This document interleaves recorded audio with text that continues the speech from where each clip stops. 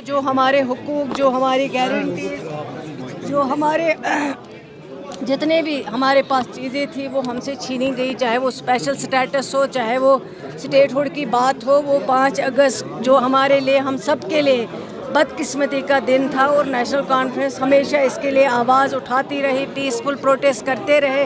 Resolution भी assembly में पास किया है स्पेशल स्टेटस के लिए, और स्टेटहुड के लिए भी कैबिनेट में एक रेजोल्यूशन पास किया गया है जो ऑलरेडी यूनियन गवर्नमेंट को भेजा गया है। और अब हम बार बार, अभी आपने देखा होगा, यही वाहिद एक जमात है जो जंतर मंतर पे पहुंची है इसके लिए, पीसफुल प्रोटेस्ट करने के लिए। और आज ही नहीं बल्कि हमेशा, जब से 19 के बाद 5 अगस्त का दिन जो है, इसको हम मैं कहती हूँ ब्लैक डे की तरह मनाते हैं, क्योंकि जो लोगों का हक था, जो लोगों के हुकूक थे, वो हमसे छीने गए हैं।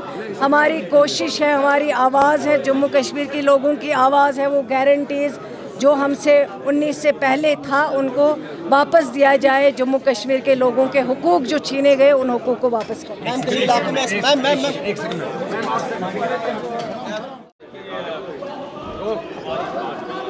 जम्मू कश्मीर नेशनल कॉन्फ्रेंस के सदर दफ्तर पर दफ़ा 370 की मनसूखी की बरसी के मौके पर एक एहतजाजी मुजाहरा जारी है।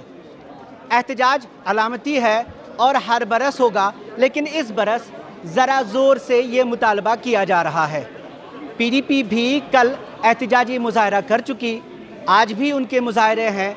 बीजेपी इसके हक़ में अपना मुजाहरा करेगी, लेकिन बरसियाँ एक दिन की होती हैं और बरसियों के साथ ही ये नारे मर भी जाते हैं।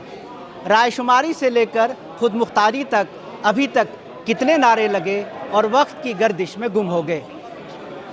शबीर अहमद, उर्दू इंडिया, श्रीनगर।